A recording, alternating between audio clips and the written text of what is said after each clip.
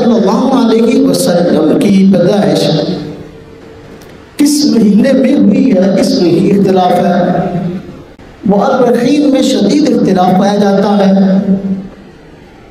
और इस इख्तिलाफ की वजह और इसमें हिकमत यही हो सकती है बारी ताला की तरफ से कि भाई इस दिन को लोग कहीं बतौर त्यौहार के नाम मनाने लगे, इसीलिए एक दिन मुकर्रर बिल-इत्तिफाक नहीं है कि आप सल्लल्लाहु अलैहि वसल्लम की पैदाइश किस दिन हुई, इसमें इख्तिलाफ है। और मुअर्रिखीन ने अपने अपनी आरा उसमें जिक्र की हैं, जिस तरह के बुनियत तालिबीन हज़रत शेख अब्दुल कादिर जिलानी रहमतुल्लाह अलैह की किताब है।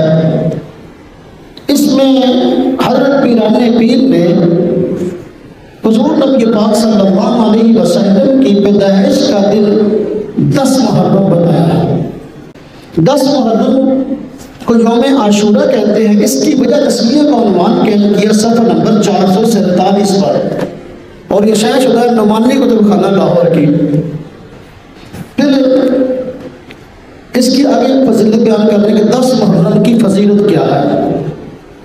फजाइल बयान करते करते एक फजीलत ये बयान की गई कि हमारे महबूब नबी हज़रत मोहम्मद सल्लल्लाहु अलैहि वसल्लम को पैदा फरमाया।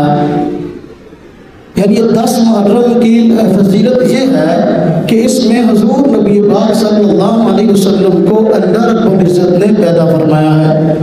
तो हज़रत पीराने पीर आप सल्लल्लाहु अलैहि वसल्लम का यौम पैदाइश 10 मुहर्रम बताते हैं।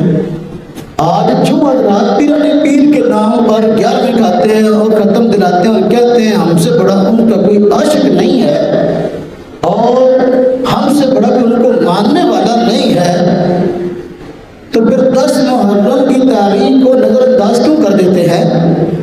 उनको चाहिए कि 10 मुहर्रम के दिन जो है वो ईद मनाएं। भी एक तबका वो है जो 10 मुहर्रम को शोर मनाता है, हर साल मार्केटें बंद, हर चीज़ बंद, जुलूस निकालता है, और ये भी जुलूस निकालने के कायल हैं।